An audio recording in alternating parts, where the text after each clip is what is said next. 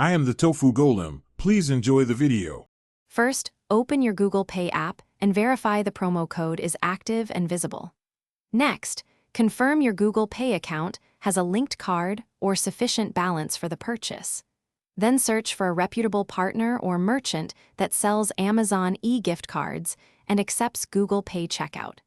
Verify the seller shows instant delivery and no extra fees before you proceed. Keep your Amazon account ready to redeem the gift card code immediately after purchase completes.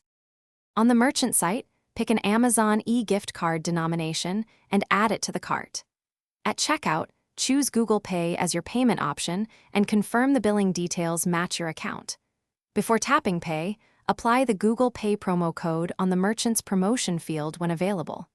Complete the Google Pay authorization and wait for the merchant to deliver the e-gift card code.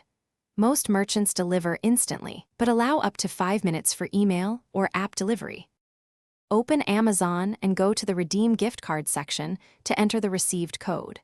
Type the code exactly as provided and submit it to add funds to your Amazon balance immediately.